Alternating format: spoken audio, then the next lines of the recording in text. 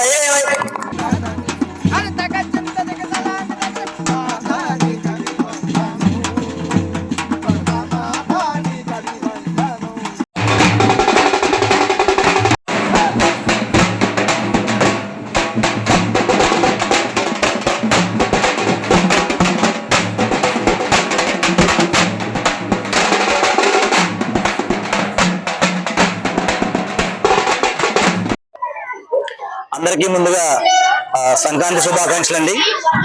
మేము యథావిధిగా ఎప్పుడు కూడా ఢిల్లీ పబ్లిక్ స్కూల్ అంటే మీకు ఒక చదువులకే కాకుండా వివిధ రకాలైనటువంటి సాంస్కృతిక కార్యక్రమాలకు కూడా పెట్టింది పేరుగా మేము 2018 నుంచి కూడా ఇదే విధంగా ప్రతి సంక్రాంతిని కూడా సంక్రాంతి ఉత్సవ్ అనే ఒక పేరుతో దాన్ని ఇయర్ బట్టి 2020 నుంచి స్టార్ట్ చేసుకుని ఇవాళ 25 వరకు కూడా మన సంస్కృతి మన సాంప్రదాయాలు అనే దానికి మనం ఓన్లీ గూగుల్లోనో యూట్యూబ్లోనే చూసేటువంటి టైంలో ఎక్కడెక్కడో ఉన్నటువంటి ఈ కళాకారులు తీసుకురావడం కానీ మన ఇలాంటి సెట్టింగ్ అంటే నార్మల్ గా ఇప్పుడు అన్ని సెట్టింగ్స్ జరుగుతున్నాయి. ఆ సెట్టింగ్స్ అనేవి రియల్ గా ఉండాలని కొంచెం మేము నేషనాలిటీని యాడ్ చేసి దగ్గరగా ఇది ఒక 15 రోజుల నుంచి మేము డే అనగా పగలనక కంప్లీట్ గా ఇదే ఉత్సవం కోసం కష్టపడుతూ ఉన్నారండి.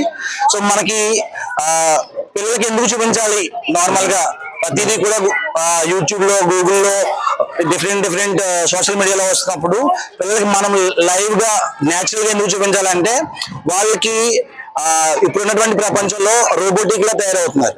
కనీసం సెన్స్ కానీ ఒక టచ్ కానీ లైక్ ఏ రకమైనటువంటి వాళ్ళకి సంస్కృతి ఆనవాళ్ళు తెలియట్లేదు. సో దానికి మన స్కూల్ ఎప్పుడు కూడా ప్రతి సెలబ్రేషన్ ప్రతి పండుగని కూడా మేమే ముందు వచ్చినట్టుగా మేమే ముందు చేస్తున్నట్టుగా మన స్కూల్లో జరుపుతామండి. అన్ని పండుగల కల్లా సంక్రాంతి ఎందుకు చూపిస్తామంటే ఈస్ట్ గోదావరి వెస్ట్ గోదావరి అంటే కంబైన్డ్ గా ఉన్నప్పుడు ఈస్ట్ గోదావరి, ఇప్పుడు కోనసీమ ఈస్ట్ గోదావరి అయిందండి. సో పశ్చిమ గోదావరి, ఈ 2 గోదావరి జిల్లాల్లో మనకి పెట్టింది పేరైనటువంటి ఈ సంక్రాంతి ఉత్సవాలు అన్నమాట. మన ఆంధ్రప్రదేశ్ లో ఏ జిల్లా వివిధ రకాలుగా సెలబ్రేట్ చేసుకుంటారు, కానీ ఈ పశ్చిమ గోదావరి జిల్లా ఈ తూర్పు గోదావరి జిల్లాలో అయితే సంక్రాంతికి పెట్టిన పేరు. ఇందులో మనకి వివిధ రకాలైనటువంటి సాంస్కృతిక కార్యక్రమాలు కానివ్వండి, హరిదాసులు కానివ్వండి, గంగిరెద్దులు కానివ్వండి, బుడబుక్కలు కానివ్వండి, జంగమ దేవాలు కానివ్వండి, మల్లికాసులు కానివ్వండి, వీధి నాటకాలు కానివ్వండి, బుర్రకథ కానివ్వండి, ఈ రకమైన బొమ్మలు కూడా మీరు చూస్తున్నారు. నార్మల్ గా ఇది థర్మోకోల్స్ తో తయారు చేసేవారు. ఆ థర్మోకోల్ అనేది ఎలా ఉంటుందంటే నేచురాలిటీ మనకు కనిపించట్లేదు. సో ఇది కూడా ఎక్కడో మాకు దొరుకుతుందని చెప్పేసి ఒక పేరెంట్ మాకు సజెస్ట్ చేస్తే అక్కడ దగ్గరికి మేము వెళ్ళి ఈ సెట్టింగ్ బ్యాక్ సైడ్ ఉన్న సెట్టింగ్ అంతా కూడా మేము దగ్గర చూసి తీసుకురావడం జరిగిందండి. సో మనకి సంక్రాంతిలో మీకు బాగా గుర్తొచ్చేది కోడిపందాలు. ఆ కోడిపందాలు కూడా మేము మార్నింగ్ ఇవాళ ఉదయం 10 గంటల నుంచి సాయంత్రం మధ్యాహ్నం 12:30 వరకు కూడా వివిధ రకాలైనటువంటి కాంపిటీషన్స్ కండక్ట్ చేసామండి పేరెంట్స్ కి. సో పేరెంట్స్ కి ఎందుకు కండక్ట్ చేసామంటే ఎప్పుడు చూసినా మేము ప్రతి ఫెస్టివల్ పేరెంట్స్ స్కూల్ పిలిపించి సెలబ్రేట్ చేయడానికి మాకు టైం కానీ అంత అకాడమిక్ క్యాలెండర్ కానీ మేము కుదించుకోలేకపోతున్నాం. సో ఇది ఏంటంటే సెలవు దినం. నార్మల్ గా అందరికి 9th వరకు హాలిడేస్ ఇచ్చేసారు, 10th నుంచి మాక్సిమం అందరికి హాలిడేస్. సో ఈ డే మేము రిజర్వ్ డే తీసుకుని హాలిడేస్ ఉన్నప్పటికీ కూడా పేరెంట్స్ అందరినీ పిలిపించుకుని వాళ్ళు మీరు ఇంట్లో ఉంటే 4-3 పండుగ చేసుకుంటారు. ఒకరు పండుగ సెలబ్రేషన్ కూడా ఒకరు టీవీ దగ్గర, ఒకరు సెల్ ఫోన్ దగ్గర, ఒకరు వంటింట్లో, ఒకరు బయట బైక్ మీద వెళ్తాం జరుగుతుందండి. కానీ మా దగ్గర ఏంటంటే పేరెంట్స్, పిల్లలు, టీచర్స్, మాక్సిమం అంతా స్టాఫ్ కూడా ఈ సంక్రాంతి సెలబ్రేషన్ లో ప్రతి పార్ట్ లోని కూడా వాళ్ళు పాల్గొనడం జరిగిందండి.